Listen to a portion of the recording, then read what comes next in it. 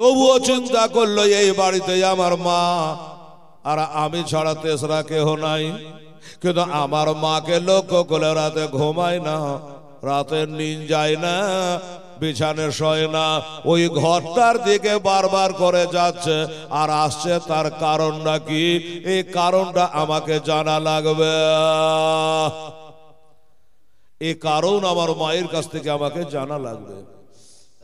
বেলাল উঠে আসলো, বলে মা এত রাত পর্যন্ত তুমি জেগে আছো, ঘুমাও নাই কেন? আর ওই ঘরটার মধ্যে কে আছে জানি না মা, বারবার তুমি ফলো করছো, লক্ষ্য করছো, কারণটা কি? আজ তোমার খাতির নাই, বলতে হবে মা কে আছে ঘরে। মা বলে বেটারে ঘরে কে আছে তোকে বলবো, নিশ্চয় তোকে বলবো বেটা, তবে একটা কথা শোন, ওই ঘরে কে আছে আমি বলবো, কিন্তু তুই যেন কাউকে বলিস না। হাতটা ধরে মাথায় রেখে মা পাকা চোলের কসম দিয়ে বলল, বেটারে খবরদার, ওই ঘরে কে আছে তোকে বলবো, তুই যেন কাউকে বলিস না। আর যদি বলে দি আমি তোর মা, তোকে দুধের দেনা মাপ দেব না। আমি তোকে দুধের দেনা মাপ দেব না। আর মা যদি বেজার, আল্লাহ রসুল বেজার। বেলাল বলল ঠিক আছে মা, কাউকে বলবো না, একবার বলো। তখন এবার বলল, বেটারি যারাকে দাওয়াত করে পাওয়া যায় না, জিয়াফত দিয়ে পাওয়া যায় না, সেই নবী মুস্তাফার ঘরের এক সন্তান হযরত উকাইলের লাল, ইমাম হোসাইনের আপন চাচার বেটা হযরত ইমাম মুসলিম রাদিয়াল্লাহু তাআলা আনহু ওই ঘরের ভিতরে আরাম করছেন। যাকে অনেক মানুষ খুঁজে বেড়াচ্ছে ধরার জন্য, তাই এলো, তাই জায়গা দিয়েছি বেটা, এ কথা জানে কাউকে বলিস না। আচ্ছা ঠিক আছে। বেটা ঘুমিয়ে গেল, মা তার ডিউটি করতে লাগলো। এই করে রাতটা পার হলো বাবা। সকালে বেলা 10টার দিকে বেলাল ডিউটিতে যায়। আজকে জানে 1 ঘন্টা আগেই বেরিয়ে গেল। মায়ের মনে সন্দেহ হয়ে গেল, আল্লাহ যারা খোঁজাখুঁজি করছে ওই দরবারে চাকরি করে, আর একবার না হয় তাকে সজাগ করে দিই, অবগত করিয়ে দিই, জানিয়ে দিই। তাই মা ডেকে বলে, বেটা বেলাল রে, ওই রাতকার কথাটা স্মরণ আছে বেটা, রাতকার কথাটা মনে আছে রে বেটা, খবরদার জানে কাউকে বলবি না। আবার তাকে সতর্ক করে দিল। এবার বেলা চলে যেতে লাগলো, মা বাড়ি ফিরে আসলো। আর ওই দিকে বাবা 20-22 জন মানুষ বাবারে ঘোড়ায় চড়ে তলোয়ার লিয়া ইমাম মুসলিমকে খুঁজতে বার হইয়াছে। খুঁজতে বার হয়েছে। একই দরবারে চাকরি করে। কাজে বেলাল জিজ্ঞাসা করছে, ভাই তোমরা ঘোড়ায় চড়ে কোথায় যাবা? বলে, ভাই আর বলিস না, ইবনে জিয়াদের হুকুম চালু হয়েছে। ওই যে ইমাম মুসলিমকে বাড়িতে জায়গা দেওয়ার জন্য হানিকে জেলে ভরা হয়েছে, সেই ইমাম মুসলিমকে আমরা খুঁজতে বার হয়েছি, তারপরে আর খুঁজে পাওয়া যাচ্ছে না। এই জন্য তাকে আমরা খুঁজতে বার হয়েছি, যতদিন না খুঁজে পাই ঘোড়া থেকে নামবো না। আচ্ছা। বেলাল বলে, শোনো, তোমরা যতই খোঁজাখুঁজি করো মিলবে না, পাবা না। এরা বললো পাবো না, তার মানে? বলে মানে তো কিছু আছেই, কিন্তু বলা যাবে না। কেন বলা যাবে না? বললো, দেখ তুই তাহলে নিশ্চয় এর খবর জানিস। আরে জানি তো 100 বার 1000 বার, কিন্তু বলা যাবে না ভাই। তোরা এই জিড়বিড় করিস না, জোর করিস না। এরা বলল না, একে ধরলেই খবরটা পাওয়া যাবে। বলল, দেখ ভাই, রাত্রিবেলাতে আমাকে মা বারবার করে বলেছে যদি বলে দিস তা আমি দুধের দেনা মাপ দেব না। বলতে বাকি থাকলো, বুঝে গেল যে না তাহলে এর মার বাড়িতে আছে। এই বাবারা মায়েরা, এবার বলে ভাই রে তোর মাকে বলবো না, জানতে দেবো না, খালি একবার বল। বলে দিল বাড়ি যা, আমাদের বাড়িটা ঘেরাও কর, নিশ্চয় আমাদের বাড়িতে পাবি। তবে মা জানতে না পারে আমি বলে দিয়েছি। বলে কোনো ব্যাপার নেই, কোনো ব্যাপার নেই, তোর মাকে আমরা টের পেতে দেবো না, জানতে দেব না, ওই জন্য নিশ্চিত থাক। হিসাব একদিন আল্লাহকে দেওয়া লাগবে, কবরে হিসাব দেওয়া লাগবে। এবার বেলাল চলে গেল, আমরা ডিউটিতে ঘোড়ায় চড়ে তারা ঘাটঘাট ঘাটঘাট করে চলে আসছে বাবা। আর ওই ঘোড়ার পায়ের শব্দ জানে লাগবে তো ইমাম মুসলিম কানে লেগে গেল। ওই যে ঘরে শুয়ে আছে, কানে আওয়াজটা লেগে গেল। বেলাল ইমাম মুসলিম চিন্তায় পড়ে গেল যে আল্লাহ এত ঘোড়ার আওয়াজ কেন, নিশ্চয় হয়তো আমাকেই গ্রেফতার করার জন্য আসছে, এটা আন্দাজ করলো। মনের মধ্যে একটা খেদ পয়দা হয়ে গেল। বালিশের তলে ছিল বাবা একটা তলোয়ার, বালিশের তলে থেকে তলোয়ারটাকে বার কইরা খাপের ভিতর থেকে বার করে তলোয়ারটা বালিশের উপর বাবা রেডি করে রাখলো। যে ধোকাবাজেরা তোরা চিঠি দিয়ে আমরাকে ডাকলি, আর ডাকার পরে এত লাগালে এত কষ্ট দিয়ে ধোকা দিয়েছে, এই যে তলোয়ার রেডি করে রাখলাম, বাই চান্স যদি আমাকে ধরতে আসে এ তলোয়ারটা কাজে লাগিয়ে দেব, এবার যুদ্ধ চালু করে দেব। বাবারা আমার মা বোনেরা, মুখের কথা জবানে জানে, ওই ঘোড়া সবারেরা বাবারে ওই ঘোড়া নিয়ে এসে ওই তুয়া বেবের বাড়িটা ঘেরাও করে ফেলল। বাড়ি ঘেরাও করে নিয়েছে, জিজ্ঞাসা করছে, দরওয়াজায় খটখটাচ্ছে। তো বিবি জিজ্ঞাসা করে বাবা তোমরা কারা? বলে আমরা হলাম সরকারি লোক, ইবনে জিয়াদের লোক। তা বাবা এইখানে কেন? বলে তুমি কি বেলালের মা? বলে হ্যাঁ। তোমার নাম কে? তো বিবি বললে হ্যাঁ। বলে তোমাকে একটা কথা জিজ্ঞাসা করি। বলে কি কথা? বলে তোমার বাড়িতে কি মা মুসলিম রয়েছে? এবার মেয়েটা চিন্তায় পড়ে গেল, আল্লাহ কি করি?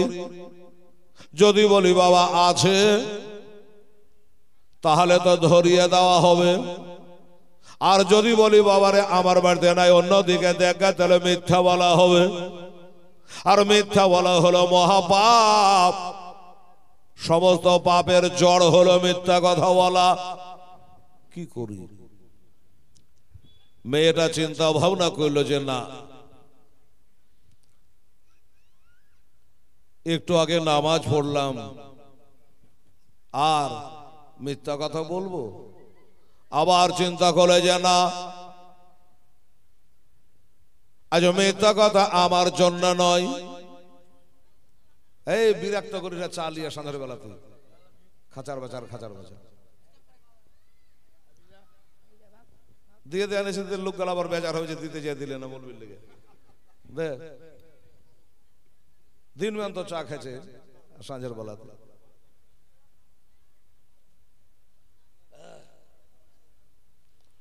বেরাদারান ইসলাম সবাই গেলাম। তো মেয়েটা চিন্তা করলে যে মন রে, জীবনে বহু নেকি করেছি, পাপও করেছি, আজকে জেনে শুনে একটা মিথ্যা কথা বলবো। মা বোনেরা, মিথ্যা কথা বলা খুব বড় গুনাহ। কিন্তু এই মেয়েটা চিন্তা করলো যে আজকে মিথ্যা কথা বললে নিজের জন্য বলেন, আমার বেটার জন্য বলি নাই, আলে রাসূলের জন্য বলছি, নবী বংশের সন্তানের জন্য বলছি।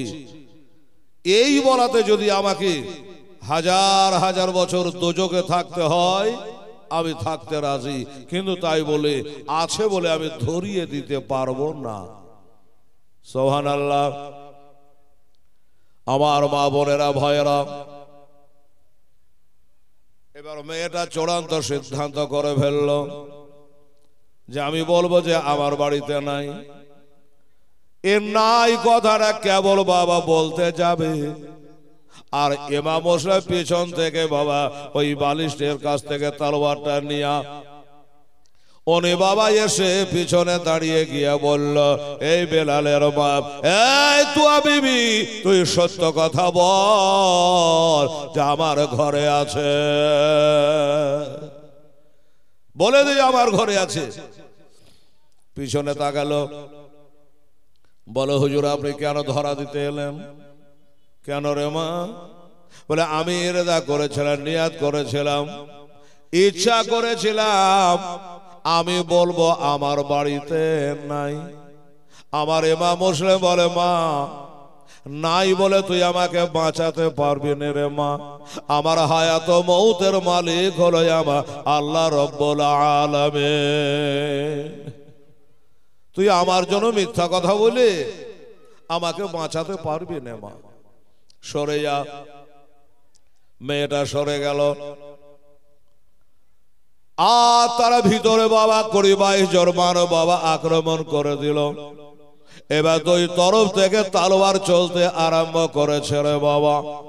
একটা মানুষ 20-22টা তলোয়ারের সঙ্গে লড়াই করে কি করে বাবা?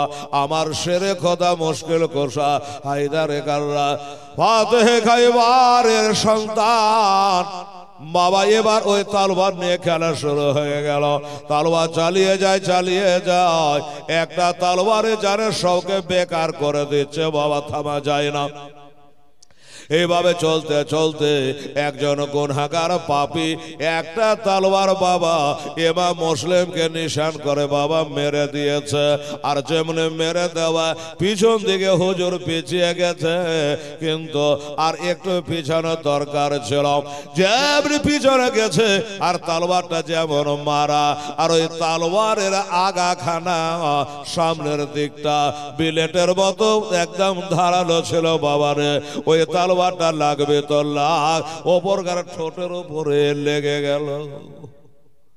ইমাম মুসলিমের ওপর ঠোঁটে যেমন লেগে ঠোঁটটা কেটে দুটা হয়ে গেল, একটা দাঁত পর্যন্ত ঝরে বাবা পড়ে গেল, রক্তে দেহ লালে লাল হয়ে গেল, ব্যথায় যেন হুজুর কাতর হয়ে গেল। ও বাবা, এবার তিনি ঘরের ছাদে উঠে গেছেন রে বাবা। ঘরের ছাদে যখন উঠে যাওয়া, এবার তারা সাহস পায় না আমরাও ঘরের ছাদে উঠবো, যুদ্ধ করব, ভিড়তে পারে না। অবশেষে এই মোহাম্মদ বিন আসাস ধোঁকাবাজ বলল, ও গো ইমাম মুসলিম, তোমার তলোয়ার খাপে ঢুকিয়ে দাও, আর আমাদেরও তলোয়ার খাপে ভরে দিলাম, আর যুদ্ধ হবে না, লড়াই হবে না, তোমাকে আমান দিলাম, নেমে আসো। এবার উনি ছাদ থেকে নেমে আসলো বাবা। তখন তারা বললো, আপনাকে এবার অ্যারেস্ট করা হলো, গ্রেফতার করা হলো। ঠিক আছে, গ্রেফতার করে কোথায় নিয়ে যাবা? বলে তোমাকে ইবনে জিয়াদের দরবারে নিয়ে যাব। ঠিক আছে চলো। কিসে করে নিয়ে যাবা? ওই যে ঘোড়া গোলা এনেছিল, একটা ঘোড়ায় চড়ে ইমাম মুসলিমকে গ্রেফতার করে নিয়ে যাবে। এই বাবা গো, এবার ঘোড়াতে যখন চাপতে যাচ্ছে, তখন জানো আমার ইমাম মুসলিমের মুখ থেকে একটা দোয়া বার হলো। এই দোয়াটা হলো, ইন্না লিল্লাহি ওয়া ইন্না ইলাইহি রাজিউন। এই দোয়াখানা তার মুখ থেকে বার হলো। যারা গ্রেফতার করতে এসেছে তারাও তো মুসলমান, ওরাও জানে যে কোন জায়গায় কোন দোয়াটা পড়তে হয়। তা জিজ্ঞাসা করলো, এই তো ইমাম মুসলিম, তোমাদের দেখে আমরা শিখবো, তো এই ঘোড়ায় চড়ার সময় তো এই দোয়াটা কেউ পড়ে না, তো তো তুমি ঘোড়ায় চড়ার সময় ইন্না লিল্লাহ দোয়াটা কেন পড়লা?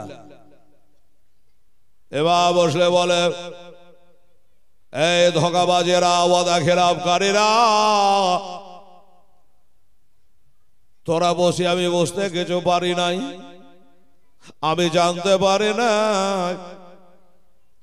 যখন হুজুর ঘোড়ায় চাপতে যাচ্ছিল বাবা, ওনার কাছে যে তালওয়ারটা ছিল সেটা টান মেরে বাবা তারা বার করে নিল। আর তালওয়ারটা যখন বার করে নিল তখন উনি ইন্না লিল্লাহ দোয়াটা পড়ল। এই জন্য তালওয়ারটা আমার কাছে ছিল, আমার ভাইয়ের মতো কাজ করছিল। তালওয়ার যখন চুরি হয়ে গেল আমার বিপদ আসতে বাধ্যা, আর দেরি নাই। এটা একটা ভাববার বিষয় যে তালওয়ারটা ছিল, আত্মরক্ষা করছিলাম। তবে ঘোড়ায় চড়ার সময় যখন আমার তালওয়ারটা চুরি করে নিল, হাত পায়ে নিয়ে কি করে লড়াই করব, আমার বিপদ। এই বিপদের সময়তে দোয়াটা পড়তে হয়। যাই বাবা নিয়ে গেল, ইবনে জিয়াদের দরবারে নিয়ে গেল। বলে হুজুর এই দেখেন এই সেই ইমাম মুসলিম রাদিয়াল্লাহু তাআলা আনহু। তো আবিবের বাড়ি থেকে তাকে অ্যারেস্ট করে আনা হলো। বলে ঠিক আছে। এবার তাকে জিজ্ঞাসা করলো যে বলো তোমার নাম ইমাম মুসলিম? বললে হ্যাঁ। তোমার কারণে দেশে দুইটা দল পয়দা হয়েছে, একটা হলো হুসাইনের দল আর একটা হলো ইয়েজিদের দল। যা হবার হয়েছে, তবে একটা কথা, এবার তোমাকে একটা প্রশ্ন করব, উত্তর দাও। ইমাম মুসলিম বলে প্রশ্নটা কি? বলে প্রশ্ন হলো যে ইমাম হুসাইনকে তোমাকে ছেড়ে দেওয়া লাগবে আর ইয়েজিদকে আমিরুল মুমিনিন বলে মেনে নিতে হবে। যদি মানো তবে ভালো, আর যদি না মানো এবার তুমি মৃত্যুর জন্য তৈরি হয়ে যাও। কি করবেন তিনি? আমরা হলে হয়তো ভয় ভক্তি করতাম। আমার ইমাম মুসলিম বললেন অসম্ভব, আমি হোসাইনকে ছাড়তে পারবো না। পারবে না বললো না, চিন্তা ভাবনা করে দেখো, মরণ জীবনের ব্যাপার। বলে মরণ দেখে ডরাই না। আরে গোলামানে মুস্তাফা চাঁদ देने से नहीं डरते, सरकार जाए या रह जाए कुछ परवाह नहीं करते। अल्लाह अकबर, अल्लाह अकबर। या रसूल अल्लाह, या रसूल अल्लाह, या अली, या अली। जिंदाबाद, जिंदाबाद। अल्लाह अकबर। এই বাবারা মায়েরা, ইবনে জিয়াদ দেখলো এত তাড়াতাড়ি একটা সিদ্ধান্ত নেওয়া যায় না। একটা রাত্রি জেলে রাখলো, যে জেলের মধ্যে সারা রাত্রি ধরে তুমি সিদ্ধান্ত করো, ভাবনা চিন্তা করে আগামীকাল বেলা 10টার সময়তে তুমি এর ফয়সালা দেবে। মা বোনের গো, আমার ফাতেমার ঘরের বেটারে মা, এবার তাকে জেলে ভরে দেওয়া হলো। এবার জেলে ঢুকে সারা রাত্রি ধরে আল্লাহর তবেশা করে, ইবাদত করে, তাহাজ্জুদের নামাজ পড়ে বাবা। আর মনে মনে চিন্তা করে, মাওলা গো আজকের রাতটাই হলে আমার জীবনের শেষ রাত, আর বুঝি রাত পাওয়া যাবে না। আয় আল্লাহ আমার ইবাদত তুমি কবুল করো, আমার সেজদা তুমি কবুল করো আল্লাহ। কেননা আগামীকাল বেলা 10টার সময়তে আবার আমাকে জিজ্ঞাসা করবে হোসাইনকে ছেড়ে দাও। এবার আমি ছাড়বো না, তখন তারাও আমাকে ছাড়বে না। কাজে আমার আর কোনদিন আল্লাহ নামাজ পড়া হবে না, আর তোমাকে সেজদা করা হইবে না। এইভাবে গোটা রাত কাটে গেল ইবাদতের মাধ্যমে। যখন রাত পার হয়ে গেল, সকাল হলো, আবার বের করে আনা হলো। আবার জিজ্ঞাসা করছো, বলো গোটা রাতকে চিন্তা ভাবনা করেছো? এই ইমাম মুসলিম রাদিয়াল্লাহু তাআলা আনহু বলো হোসেনকে ছাড়বে কি ছাড়বে না? তখন এবার ইমাম মুসলিম বলল, হ্যাঁ আমি রাজি আছি, ইমাম হোসেনকে ছেড়ে দিতে আমি রাজি আছি। বলে এই রাজি যদি কালকে থাকতে তাহলে তোমাকে জেলে থাকতে হইতো না। আমার ইমাম মুসলিম বলে, আমাকে বলে শেষ করতে দাও, আমি হোসেনকে ছেড়ে দেব বলেছি, আরো কথা আছে। বলল কি কথা? বলে শোনে রাখো, জেনে রাখো, মনে রাখো গো, আমি হোসেনকে ছেড়ে দিতে পারি, তবে একটা জিনিস আমাকে দিয়ে দেখাতে হবে। কি? বলল হোসেনের বাবার মতো বাবা, মায়ের মতো মা, নানার মতো নানা, নানির মতো নানি এ দুনিয়াতে কার আছে আমাকে একবার দেখাইতে হবে। দেখাতে যদি পারো তবে আমি হোসেনকে ছেড়ে দেব। এই তো কথায় পেঁচ লেগে গেল। বাবা হোসেনের নানার মতো নানা দেখাইতে পারবে কেউ? পারবে না। বাবার মতো পারবে না, মায়ের মতো মা দেখাতে পারবে না, ভাইয়ের মতো ভাই হ্যাঁ দেখাতে পারবে না, মামু খালাদের মতো মামু খালা দেখাতে পারবে না। বলল দেখাতে পারবো না। বলে দেখাতে যখন পারবা না, আমার শেষ ভাষণটা শুনে নাও, আমিও হোসেনকে ছাড়তে পারবো না। পরিষ্কার হিসাব। ছাড়তে পারবে না বললো না। আচ্ছা ঠিক আছে, ছাড়তে যখন পারবে না, মওতার জন্য তৈরি হয়ে যাও, মরণের জন্য রেডি হয়ে যাও। এবার ইবনে জিয়াদের অর্ডার হয়ে গেল। বাবা কি অর্ডার হলো? এবার অর্ডার হলো একে কতল করে ফেলো, পাড়ার শেষে নিয়ে গিয়া ঘরের ছাদের উপর তুলে তাকে শহীদ করে দাও।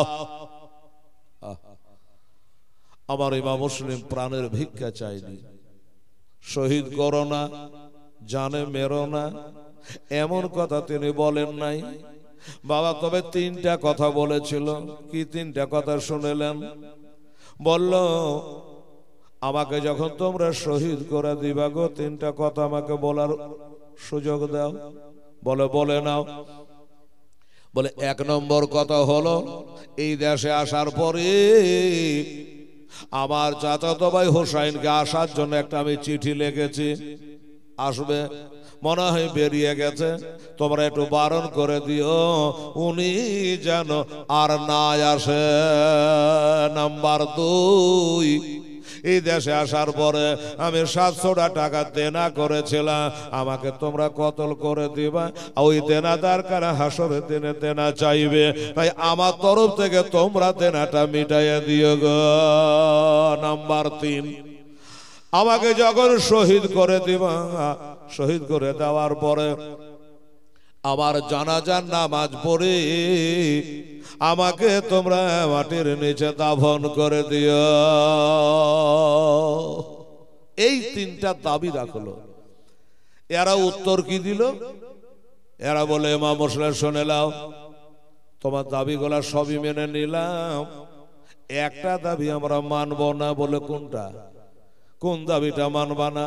বলে একটা দাবি মানব না, সেটা হলো তোমার জানাজার নামাজ পড়ব না। আবার নবীজি বলেছে বাবা কেউ যদি জানাজার নামাজ পড়ে একটা উহুদ পাহাড় বরাবর আল্লাহ নেকি দেয়, আবার 3 চল মাটি দেবে, একটা উহুদ পাহাড় বরাবর আল্লাহ নেকি দেয়। তাহলে এজিদের দল কত বড় পাপী ছিল এবার বুঝলেন বাবা। তারা বলল সবই করব, দেনা মিটিয়ে দেব, কিন্তু তোমার জানাজা পড়ব না, তোমাকে দাফন করব না।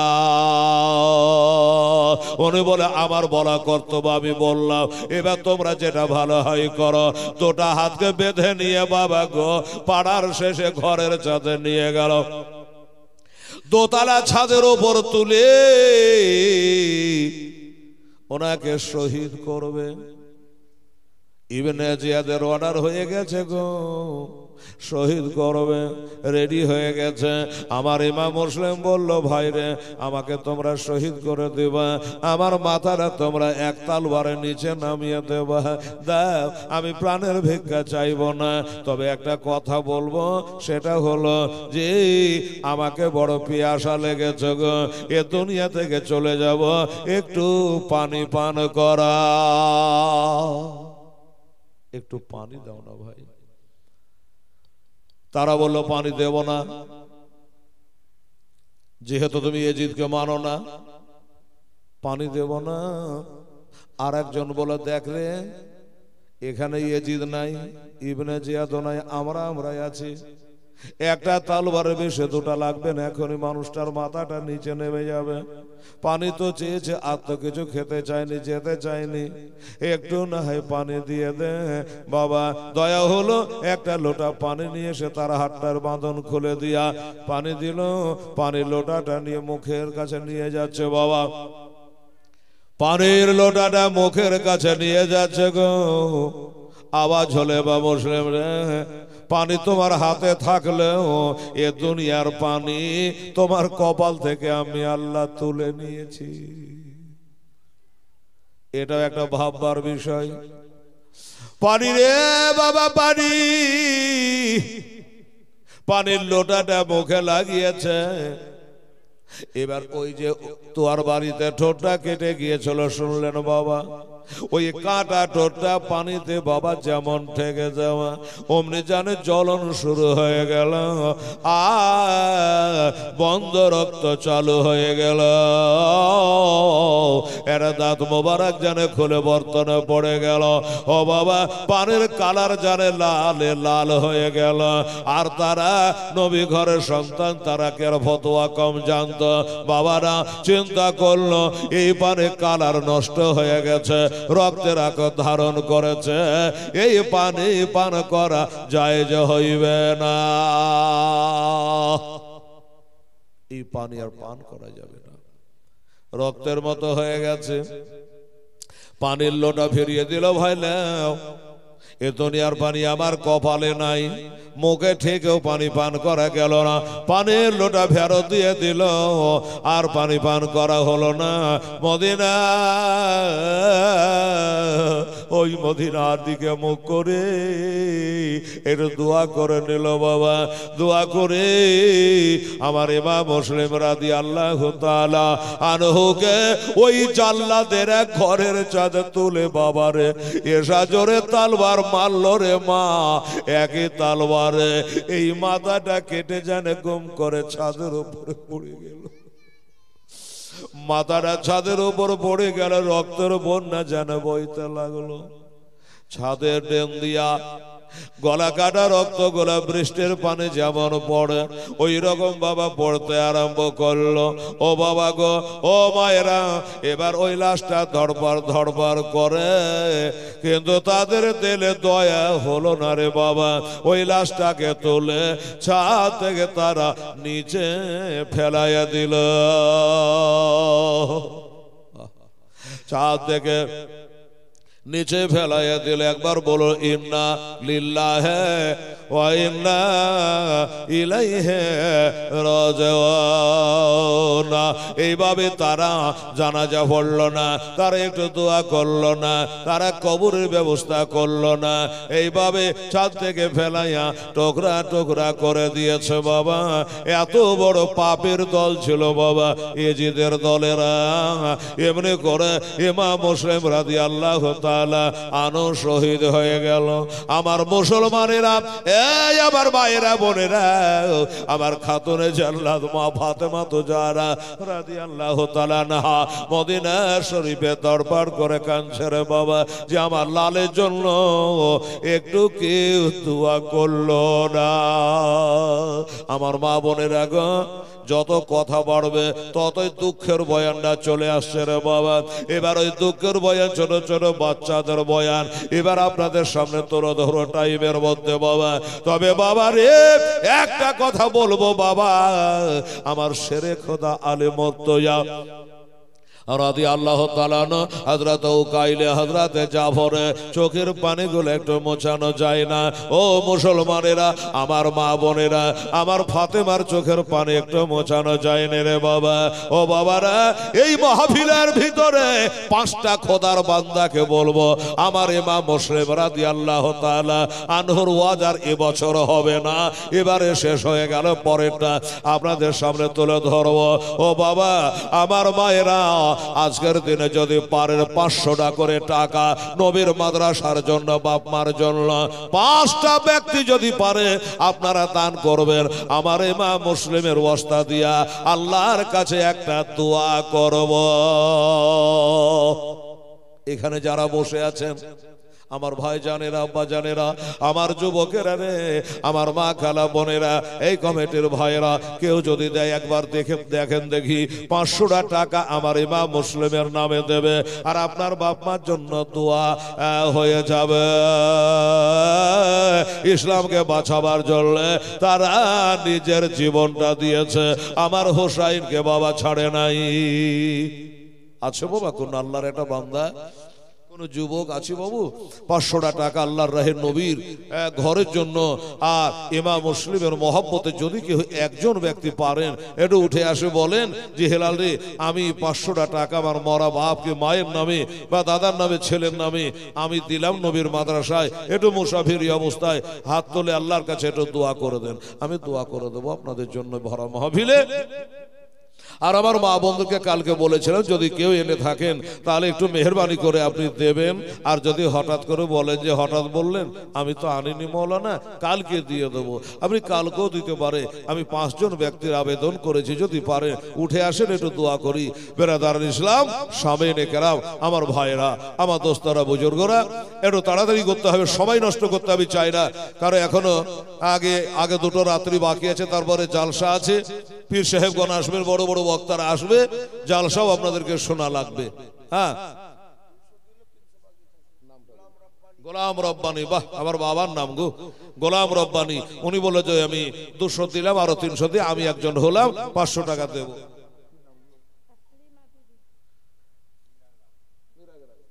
আচ্ছা, এই দেখেন মিরাগ্রাম থেকে একজন মহিলা, কি বল, কাস্তুরী বিবি, উনি 500 টাকা দান করেছেন। মারহাবা, নারে তাকবীর, নারে রিসালাত। তাহলে 2টা হলো। শেখ মাকাল, মারহাবা শেখ মাকাল, নারে তাকবীর, নারে রিসালাত। শেখ মাকাল উনিও 500 টাকা দিয়েছে বাবু, তাহলে 3টা হলো। আর 2 জন কোন মা বোন ভাই বেরাদার, আমি হয়তো 500 বলেছি, আজকে 1000, 2000, 5000 এখন বলবো না, হালকা হালকা। তো কোন মায়েরা যদি মনে করে যে হেলালে 500 পারবে না, 100 দেবো, আপনি তাই দেন। আমার ইমাম মুসলিমের ওয়াজটা হয়ে গেল রে বাবা। তা এই দোয়াতে একটু শামিল হওয়ার জন্য আমাকে বলেন, ডাইরেক্ট এখানে আসেন, এর সামনে আসেন। আলহামদুলিল্লাহ, জাযাকাল। নারে তাকবীর, নারায়ে রিসালাত। কোহিনূর বাবা জোরে বলে জিন্দাবাদ। উনি 500 লাই 2000 টাকা নগদ দিয়েছে মারহুম স্বামীর জন্য বাবা, একটু জোরে বলে জিন্দাবাদ। কোহিনূর বাবা জিন্দাবাদ। উনি নগদ 2000 টাকা দিয়েছে। রাহিমা বিবি একটা আংটি দান করেছে বাবা, মারহাবা। দেওয়া অভ্যাস আছে বাবা, দেওয়া হাতে থামতে কেউ পারে, একটা আংটি দান। ফেন্সি বিবি 205। আচ্ছা, ফেন্সি বিবি দিয়েছেন 205। কত? জিয়াউল হক। আচ্ছা, জিয়াউল হক সাহেব উনি বলেন আমার 500 ইনশাআল্লাহুল আজি আমি দান করলাম, আমার জন্য দোয়া করবেন। আমার ভাই মাহফিলে যারা আছে সবার জন্য দোয়া হবে ইনশাআল্লাহুল আজি। আমার মায়েরা যারা এনে আছেন দেন, যদি না থাকে বাকিতে কাল দেবেন, পরশু দেবেন, লেখাইতে পারেন, কোনো অসুবিধা নেই। এই কমিটি ছেড়ে ভলান্টিয়ার তো একটাও দেখতে পাচ্ছি না।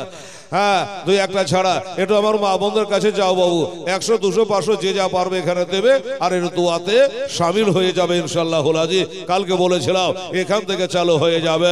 অরে রাস্তায় রাস্তায় এতেমতো ভাই, রাস্তায় রাস্তায় এতেমতো ভাই, ঘুরে ঘুরে তাকাই রে, কোফার মাঠে সদ কান্দে রে। জোরে বলে সুবহানাল্লাহ। ওরে রাস্তা রাস্তায় রাস্তায় হেতম তো ভায়া ফিরে ফিরে তাকায় রে কোপার মাঠ কাঁদরে।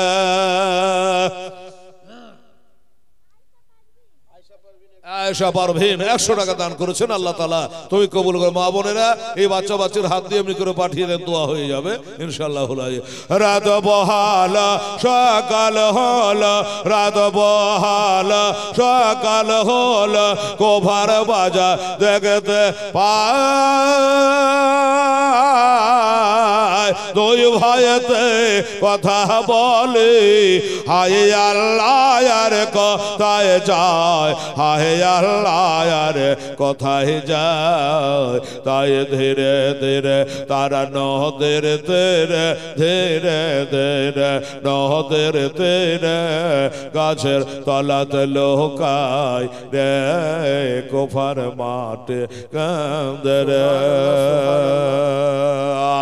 সারা রাত রে দৌড়ে দৌড়ে, সারা রাত রে দৌড়ে দৌড়ে পা দুটি তাদের ফুলে যায়। আরে পাহাড়েতে ধাক্কা লেগে তাজা রক্ত ঝরে যায়, তাজা রক্ত ঝরে যায়। তাই ধীরে ধীরে তারা নদীর তীরে, ধীরে ধীরে নদীর তীরে গাছের তলাতে লোকায় রে কোফার মাটি শুধু কাঁদে রে। আর একটা মেয়ে পানি নিতে, একটা মেয়ে পানি নিতে আসে ঝরনা রোজ এনে কোটে।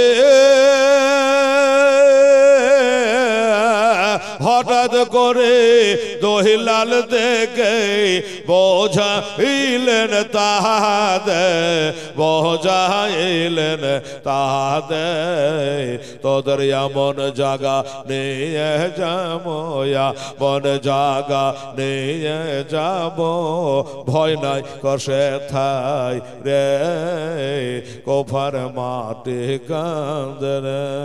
আল্লাহুম্মা সাল্লি আলা সাইয়্যিদিনা মাওলানা মুহাম্মদ ওয়া আলা আলি সাইয়্যিদিনা মাওলানা মুহাম্মদ সাল্লাল্লাহু তাআলা আলাইহি ওয়াসাল্লাম। তো বাবা আমার মা বোনেরা, আমি একটু 30 সেকেন্ড দোয়া করে দিই। আপনারা 500 500 2000 করে দান করেছেন, 100 100 করে করেছেন। এই যে ভাই রমজান আলী সে বসে আছে, ওনার কাছে নগদ হোক চাহে বাকি হোক, তবে নগদের চেষ্টা করবেন। 100 পারলেই আলহামদুলিল্লাহ। কহেনুর বিবি জিন্দাবাদ, উনি আবার 200 টাকা দান করেছে, আল্লাহ তাকে 2000 যে অন্যই হোক 2000 টাকা নেকি আল্লাহ তুমি তার আমল নামায় বসিয়ে দিও। জোরে বলো না আমিন সুম্মা আমিন। জাযাকাল্লাহ। এইভাবে আমার মা বোনেরা ঝুরুক ঝাড়ু করে আপনারা দিতেই থাকেন, আর আমি যদি এইভাবে কালেকশন করে যাই আমার জীবনীটা হইবে না রে বাবা। তাই আপনারা যেমনি 5 কলম এখানে জমা করে দেবেন, আমার খেয়াল থাকবে তখন একবার হাত তুলে দোয়া করে দেবো। আর দোস্ত বুজুর্গ আমার যুবকেরা বাবজিরা সবাইকে বলবো যে বাবা কাতরা কাতরা দাঁড়িয়ে আমি সবা ফোটাই ফোটাই দরিয়া হয়ে যায়। আপনারা 100 200 500 করে আমার কমিটি ছেলেরাকে বলবো তারা যাবে, আর আপনারা তাদের হাতে দেবেন, দোয়া হয়ে যাবে। একটু দোয়া করে নেন। আল্লাহুম্মা আল্লাহুম্মা সাল্লি আলা সাইয়্যিদিনা শাফিয়ানা হাবিবানা মাওলানা মুহাম্মদ ওয়া আলিহি ওয়া সাল্লি সালাতু ওয়া সালামান আলাইকা ইয়া রাসূলুল্লাহ হাবিবাল্লাহ। খোদা গো আমি 2 দিন ধরে মুখ খুলিনি আল্লাহ, কালকে কথা দিয়েছিলাম আমার মা বোনদের বলেছিলাম কি জানি সম্মা জানেরা, তাই মাইরা 100 200 500 করে দিতে দিতে 2000 টাকা আমার হো স্বামীর জন্য তোমার বাঁধে দান করেছে আল্লাহ। আর মিরাগাঁও থেকে কস্তুরী বিতিয়া 500 টাকা দান করেছে, 100 200 করে দিয়েছে আমার ভাইরা কয়েকজন 500 করে তার 100-200 করে দান করেছে আল্লাহ। কেউ মায়ের নামে, কেউ বাবের নামে, কেউ ভাইয়ের নামে, কেউ নিজের স্বামীর জন্য। আল্লাহ যে নিয়তে দিয়েছে আমার ইমাম মুসলিমের রক্তের দোহায় আল্লাহ তাদের দানগুলো কবুল কইরা নাও। আসমানের বালা আসমানে, জমিনের বালা জমিনে আল্লাহ তুমি দাফন করে দিও। আর যারা দেয় নাই আল্লাহ তারা কিছু কিছু তোমার নবীর মাদ্রাসা যারা দেওয়ার তৌফিক দিও। সুবহানা রাব্বিকা রাব্বিল ইজ্জাতি আম্মা ইয়াসিফুন ওয়া সালামুন আলাল মুরসালিন ওয়া আলহামদুলিল্লাহি রাব্বিল আলামিন। আমির সোমামি বাহাগেলা ইলাহা ইল্লাল্লাহু মুহাম্মাদুর রাসূলুল্লাহ। আল্লাহুম্মা سيدنا مولانا محمد وعلى آل سيدنا وعلى سيدنا مولانا মোহাম্মদ সাল্লাল্লাহু তাআলা আলাইহি ওয়াসাল্লাম। বাবা দোয়া হয়ে গেল, কথা দিয়েছিলাম, এবার আবার জীবনী চালু। আর আবার যখন 10 কলম হবে তখন আমি দোয়া করব। এই বাবু, আচ্ছা তোমার কাছে থাকে না ক বস্তা দিলে?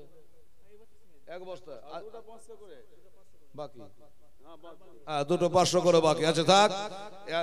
আর এক কাম করো বাবু রে, আচ্ছা থাকে না ওখানে, পরে লিখবে ওই খাতে, পরে তোরে তাকাও। এ শোনো, এদিকে শোনো। আর 4 বস্তা নিয়ে তুমি এটা যা ভিতরে যাও।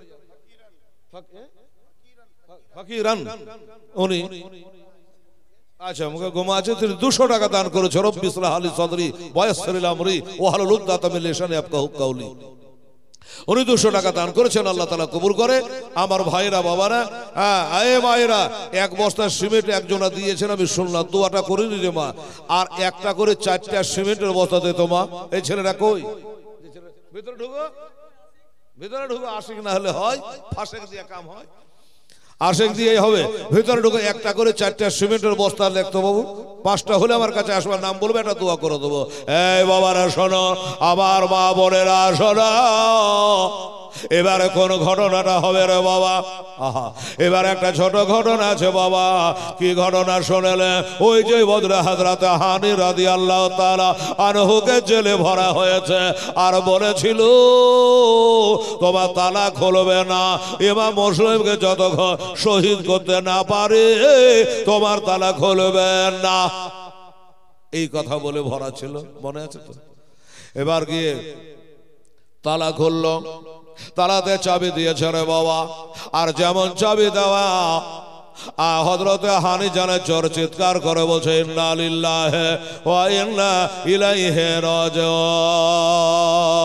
চাবিওয়ালা বলল, ভাই ব্যাপার বুঝলাম না, তোমাকে দেখা হলো, সালাম করলে না, কালাম করলে না, ইন্না লিল্লাহ কেন দোয়াটা পড়লা? উনি বলে, ভাই রে, আমাকে যখন জেলে ভরা হয় আমাকে বলেছিল ইমাম মুসলিমকে শহীদ না করা পর্যন্ত তোমার জেলের তালা খুলবে না। আজকে যখন তালা খুলে গেল, আমার মনে হয় হুজুর আর জগতে বেঁচে না, উনি শাহাদাত বরণ করেছে, ওই কারণে দোয়াখানা পড়েছি, এই কারণে দোয়া পড়েছি। তখন চাবিওয়ালা বলল, ঠিক আছে ভাই, আমার তো জানা ছিল না, তবে তোমার দোয়াটা পড়া কামে লেগে গেছে। উনি আর দুনিয়াতে নেই, ওনাকে ঘরের ছাদে তুলে শহীদ করে দেওয়া হয়েছে। এই বাবা, এবার ওনাকে জেল থেকে বার করে নেওয়া হলো। আমার মায়েরা গো, অপরাধ কিছুই তিনি করেননি, খালি ইমাম মুসলিমের বাড়িতে একটু থাকতে দিয়েছিল, এটাই অপরাধ বলছে। এবার বার করে নিয়ে গিয়া ইবনে জিয়াদের সম্মুখে হাজির করা হলো। বলো হুজুর এবার কি করবো বলে? এবার হাত দুটাকে বেঁধে বাজারের দিকে নিয়ে গেল রে বাবা, আর বলল একে বাজারের মধ্যে নিয়ে গিয়া যেখানে লোকজনের ভিড় ভাড় বেশি ওইখানে একে শহীদ করে দাও। এবার বাজারে নিয়ে গিয়া একে শহীদ করবে। ওরে হাতটাকে বাড়িয়ে বলেছিল, দোকানদার ভাইরা ও বাজারের ভাইরা, আমাকে একটা তোমরা তালোয়ার দিতে পারো, আমি খালি হাতে যুদ্ধ করব কি করে, আমার হোসাইনের নামে লড়াই করব, একটা তালোয়ার কেউ আমাকে দাও। একটা তালোয়ার বাজারের লোক কেউ দিল না। উনি বলল, তালোয়ার যখন তোমরা দিলা না, আমাকে একটা লাঠি গোলা দাও, দোকানের লাঠি গোলা একটা দাও, কেউ দিল না। তারপরে তিনি বলল, হাই রে ওরে মুসলমান, তোরা কেমন মুসলমান রে, একটা তালোয়ার দিলি না, একটা লাঠি দিলি না, বে তো আমাকে একটা উটের হাড্ডি গালা দে, একটা উটের হাড্ডি গোলা দে, তাও ওটা হাতে করে কমসে কম আমি লড়াই করব। কেউ দিল না। আমার মা বোনেরা ভাইরা, কেউ যখন দিল না, তখন বাজারের মধ্যে বাবা এবার তাকে শহীদ করে দেওয়া হলো। ইন্না লিল্লাহি ওয়া ইন্না ইলাইহি রাজিউন। এবার বাবা এই বাচ্চা দুটো, মা একটার বয়স হলো 8 বছর, একটার বয়স হলো 6 বছর, একটার নাম হলো মোহাম্মদ, একটার নাম হলো হযরত ইব্রাহিম রাদিয়াল্লাহু তাআলা আনহুমা। আপনারা জানতে পারলেন ছেলে দুটোর বাবা শহীদ হয়ে গেছে। ছেলেরা এখনো জানে না ছেলে দুটো কোথায় আছে জানেন? ওরে মায়েরা রে, কাজী সারার বাড়িতে বাচ্চা দুটো ঘুমিয়ে আছে রে বাবা। এবার ইবনে জিয়াদকে বলল, শোনো, ইমাম মুসলিম তো ঘরের ছাদে তুলে শহীদ করা হলো, কিন্তু তার যে দুটো বেটা এনেছিল, ওই বেটা দুটার ব্যবস্থা যদি এখন থেকে না নেন, তাহলে ওই বেটা দুটা জঙ্গল জোড় পাহাড় পর্বতে লুকিয়ে চড়িয়ে তারা বড় হবে, আর বড় হওয়ার পর বাপের বদলা স্বরূপ আপনাকে হত্যা করবে। বলল ঠিক আছে।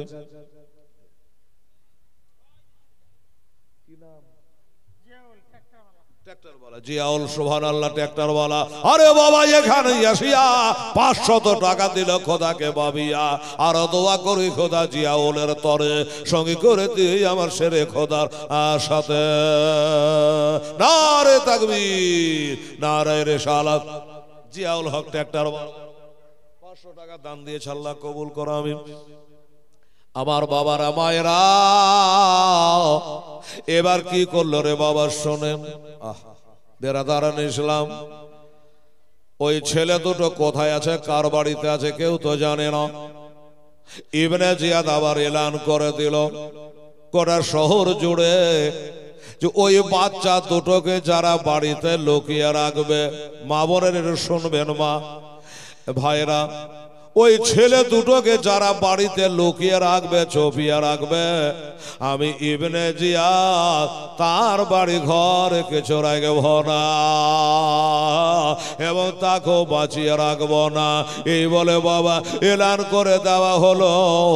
এবার ওই বাচ্চা দুটা যার বাড়িতে নাই, তার কোনো ভাবনা নাই, কোনো চিন্তা নাই রে বাবা, কিন্তু যার ঘরে শুয়ে আছে তার চোখে ঘুম নাই। স্বাভাবিক যে আমার বাড়িতে তো নাই, তো যার বাড়িতে আছে তার চোখে ঘুম নাই। যে আল্লাহ আল্লাহ, আমার বাড়িতে তো ছেলে দুটো আছে, যদি জানতে পেরে যায় আমার কি হবে সেটা পরের কথা, কিন্তু বাচ্চা দুটোকে আমার চোখের সামনে তুলে নিয়ে গিয়া ওর বাবার মতো করে মাথা কেটে নেবি, আমি সহিতে পারবো না। কি করলো কাজী সাহেব? রাতের বেলায়, রাত দুপুর বেলায় 1 পা 2 পা করে বাবা গেল কোথায়? ওই বাচ্চা দুটো শুয়ে আছে যেথায়, ওইখানে গেলেন। সালেহা বিবি 200 টাকা আর আংটি দিয়েছে বাবা।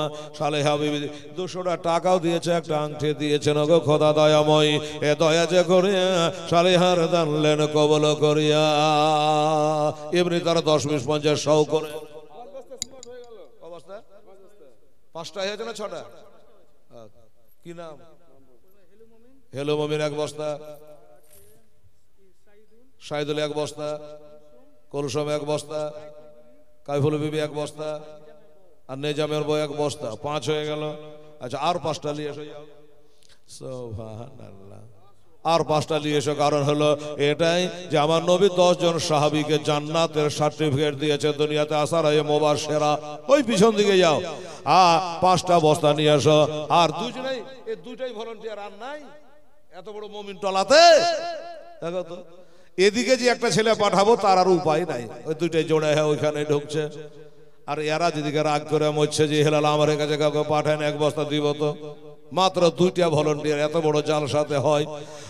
এই মুসলমানেরা, আমার ভাইরা, বাবারা, রাত 12টা 1টার টাইমের বাবা গেল। দোনো ছেলে ঘুমিয়ে আছে, দোনো ছেলে ঘুমিয়ে আছে বাবা। এবার দোনো ছেলের কাছে গিয়ে বসলো। কলম আছে তো? এই কলম আছে? আচ্ছা, 5 বস্তা তুমি নিয়ে এসো এখান থেকে, ভিতরে ভিতরে যাও। দে তো বাবু 5 বস্তা সিমেন্ট, আল্লাহর নবীর ঘরের জন্য একটা একটা করে বসে বসে লিখে নিয়ে আসো। সুবহানাল্লাহ, আলহামদুলিল্লাহ, জাযাকাল্লাহ। এবার বললো কি, গায়ে হাত দিয়েছো বাবা। দোনো ছেলে জানে বাবা, জেগে উঠলো, মনে করেছে আব্বা বুঝি আমাদের এসেছে। এবার তাকিয়ে দেখছে আব্বা নয়, যে বাড়িটাতে থাকি ওই বাড়ির মালিক কাজী সাহেব। চাচা, এত রাতে তো কোনোদিন আমাদের বাড়ি আসেন না গো চাচা, আমাদের ঘরে আসেন না, আপনার চোখে পানি দেখে নাই, কি ব্যাপার হলো চাচা? আমার আব্বা কবে আসবে গো?